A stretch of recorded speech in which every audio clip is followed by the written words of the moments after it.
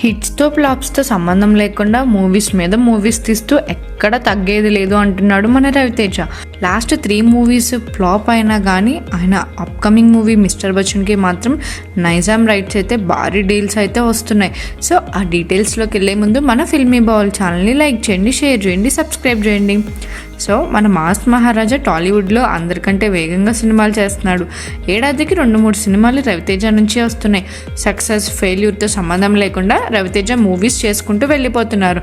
గత ఏడాది వాల్తేరు వీరయ్య మెగాస్టార్ చిరంజీవితో కలిసి రవితేజ హిట్ అందుకున్నారు. తర్వాత రవితేజ నుంచి వచ్చిన రావణాసుర, టైగర్ నాగేశ్వరరావు సినిమాలతో 2 ఫ్లాప్స్ అయ్యాయి. అయితే ఈ ఏడాది వచ్చిన ఈగల్ మూవీ కూడా డిజాస్టర్ అయింది.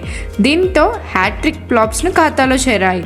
అయినా కూడా రవితేజ చేతి నిండా సినిమాలు ఉన్నాయి. స్ట్రాంగ్ లైనప్తో వెళ్తున్నారు. మిస్టర్ బచ్చన్ సినిమాతో ఆగస్టు 15న రవితేజ ప్రేక్షకుల ముందుకు రాబోతున్నారు. హరీష్ శంకర్ దర్శకత్వంలో ఈ మూవీ తెరకెక్కింది. కమర్షియల్ యాక్షన్ ఎంటర్టైన్గా మిస్టర్ బచ్చన్ మూవీ రెడీ అవుతుంది. పీపుల్స్ మీడియా ఫ్యాక్టరీ ఈ చిత్రాన్ని నిర్మిస్తుంది. ఇదిలా ఉంటే ఇప్పటికే మిస్టర్ బచ్చన్ నుంచి ప్రేక్షకుల ముందుకు వచ్చిన సాంగ్స్, టీజర్స్ ఇవన్నీ మంచి రెస్పాన్స్ వచ్చాయి. దీంతో ఈ సినిమాపై పాజిటివ్ వైబ్ అయితే క్రియేట్ అయింది. హరీష్ శంకర్ నుంచి 5 years తర్వాత వస్తున్న సినిమా కావడంతో కొంత క్రేజ్ అయితే ఉంది.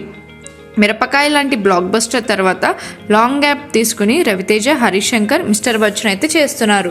రీమేక్ మూవీ అయినా కూడా సినిమాపై స్ట్రాంగ్ బజ్ నడుస్తుంది. ఇదిలా ఉంటే బిజినెస్ డీల్స్ ఆల్మోస్ట్ క్లోజ్ అయ్యాయంట. నైజాం రైట్స్ ఏకంగా 15 crకి అమ్ముడయ్యాయని తెలుస్తుంది. వరుసగా 3 డిజాస్టర్ల తర్వాత కూడా 15 కోట్లకి మిస్టర్ బచ్చన్ రైట్స్ కొన్నారంటే కేవలం కాంబినేషన్ మీద నమ్మకంతోనే చెప్పొచ్చు. ఈ సినిమా 2.5 crore రిఫండబుల్ రేషియో రైట్స్ని ప్రముఖ డిస్ట్రిబ్యూటర్ తీసుకున్నారంట. ఒకవేళ మూవీ ఫ్లాప్ అయితే నిర్మాత 2.5 crore తిరిగి చెల్లిస్తారు. నైజాంలో 15 crore బిజినెస్ అంటే ఆంధ్ర, సీడెడ్ కలుపుకుంటే భారీ బిజినెస్ లెక్కలు తేలే అవకాశం ఉంది.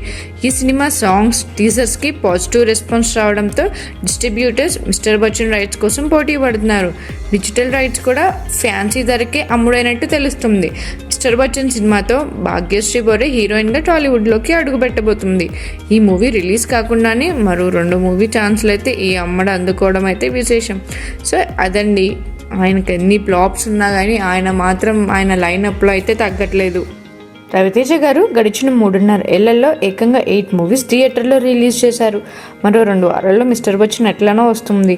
Crack, Khiladi, Ramarao on duty, Dhamaka, Ravanasura, tiger Nageswararao, eagle వంటి చిత్రాల్లో అయితే ఆయన నటించారు.